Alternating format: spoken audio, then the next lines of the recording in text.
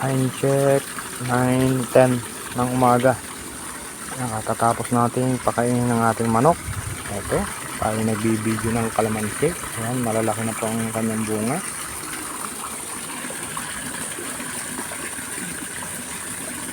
Laki na.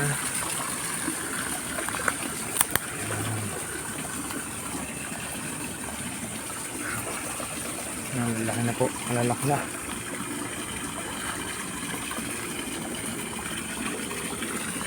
Ito, tingnan nyo, kumpul-kumpul. Maliliit pa. May kasunod na siya.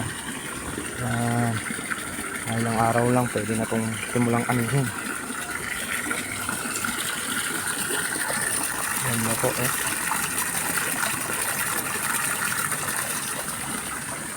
Dito rin sa kabila. Ayan, ang dami ng bunga oh.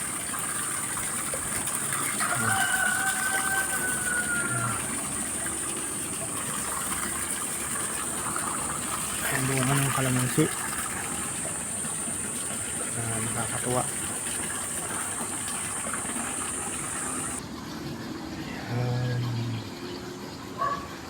Dami yung kumpul-kumpul. Nakakatuwa. Kasi yun pa oh, may malilit pa siyang kasunod ulit.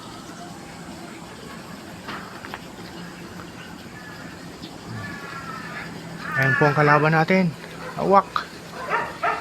Tingnan nyo oh. Sisimula na naman siyang maglibot dito para mandagit.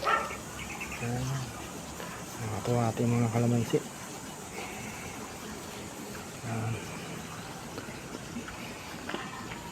Laki.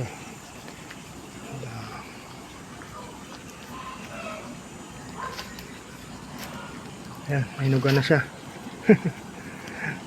Nainugan na.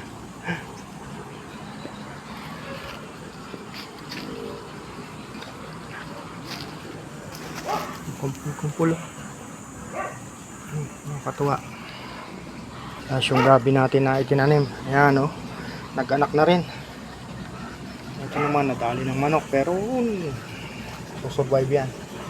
Ayan. Ilang buwan pa meron na. Ito tingnan nyo. Ang laki o. Nandun yung mga mulberry. Malalaki na rin. Lapad ng dahon. Ito pa isa. Yung isa naman ito. Nakasabay naman ngayon. Ilan ang anak niya. Bali 3. Meron na siya ng suhi. Bilis lang din. Ito hindi ko pa na i-replant yung mga anak niya. Pagkan. Nagkaroon ng oras.